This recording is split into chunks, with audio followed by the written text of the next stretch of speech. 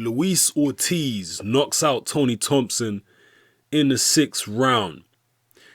Now, before this fight, I was telling people that I wasn't sure if Luis Ortiz had the fitness to finish Tony Thompson.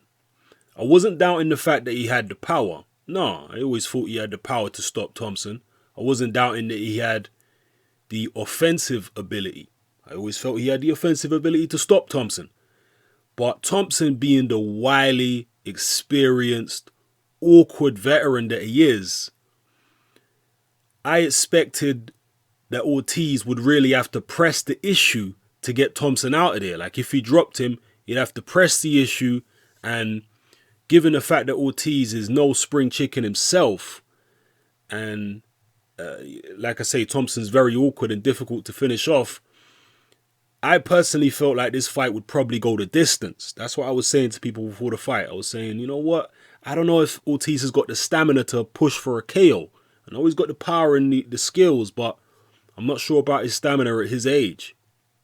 But in the 1st round anyway, Thompson was down from a left hand. There was 3 knockdowns in the fight, I believe. There was 3 knockdowns from what I can remember. And every knockdown came from the exact same punch, which was a left cross from Luis Ortiz, which landed high on Thompson's head, kind of around the temple area. The exact same punch dropped him 3 times. It was the end of the 1st round, dropped him. Then Thompson was having an okay round actually in the 3rd, and he got dropped right at the end again with the same shot. And he was kind of spoiling and just trying to survive for the next few rounds against Ortiz. Ortiz was looking very sharp. And I know against Tony Thompson, you're going to look sharp because Thompson is slow as molasses.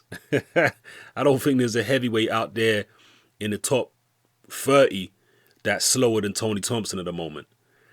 But still, to me, Luis Ortiz looked very sharp. And in the 6th round, he landed that left hand again.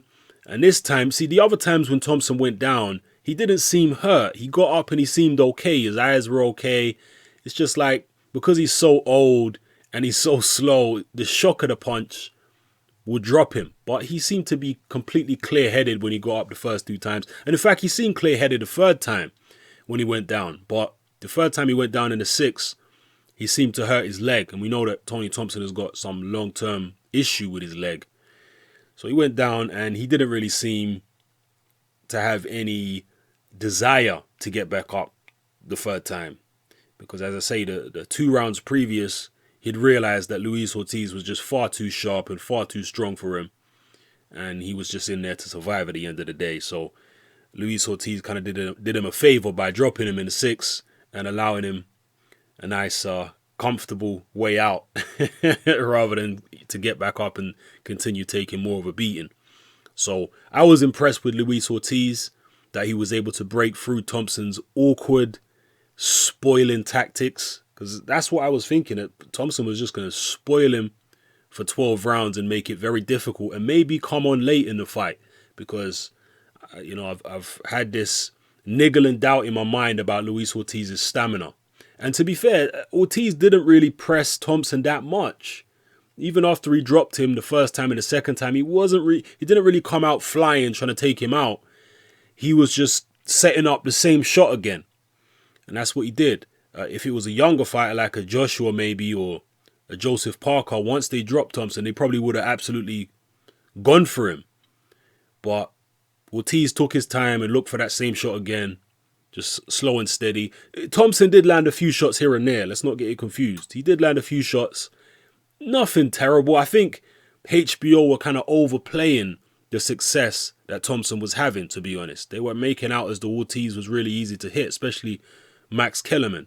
But no, I don't think Ortiz showed particular defensive vulnerabilities. Thompson's very experienced at the end of the day, and although he is very slow, because of that experience and because of the fact that he was so defensive, constantly just trying to spoil and being defensive, when a guy's like that, you sometimes forget about your own defense because you're concentrating on how to get through his. So I think a couple of times Thompson managed to catch Ortiz slightly off guard, but Ortiz always keeps his chin down, so he wasn't, you know, caught with anything too flush. And yeah, at the end of the day, I thought it was a good performance by Ortiz. He's the only other guy to stop Tony Thompson.